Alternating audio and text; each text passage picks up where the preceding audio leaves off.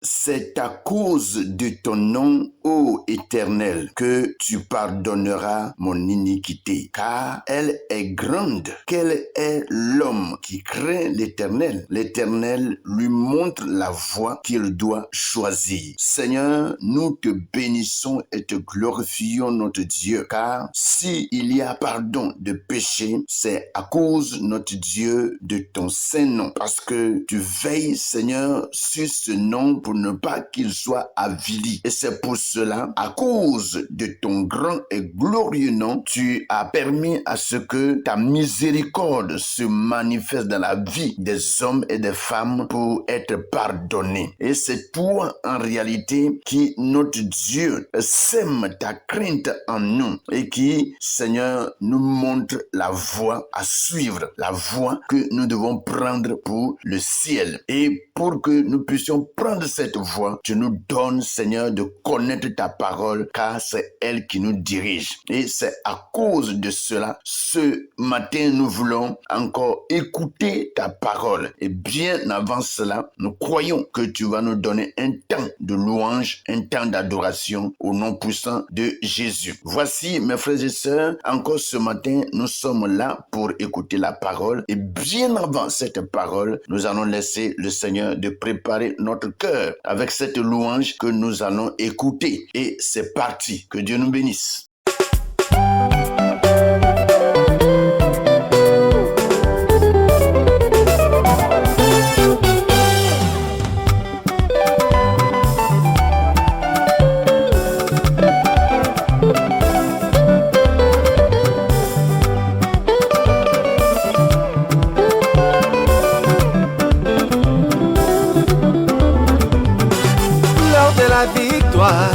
De la vérité a sonné dans mon cœur, que Jésus soit loué, chantons. L'heure de la victoire, de la vérité a sonné dans mon cœur, que Jésus soit loué. Oh, oh, l'heure de la victoire, de la vérité a sonné dans mon cœur, que Jésus soit loué, chantons. L'heure de la victoire, de la vérité a sonné dans mon cœur, que Jésus soit loué. Oh, que Jésus soit loué dans la vérité, que Jésus soit loué dans la vérité, El Shaddai soit loué dans la vérité, que Jésus soit loué dans la vérité.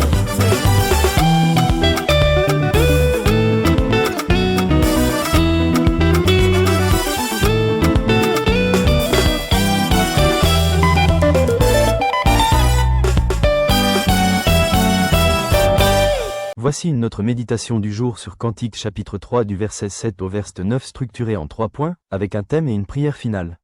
Notre thème du jour s'intitule « Sous la garde du roi des rois ».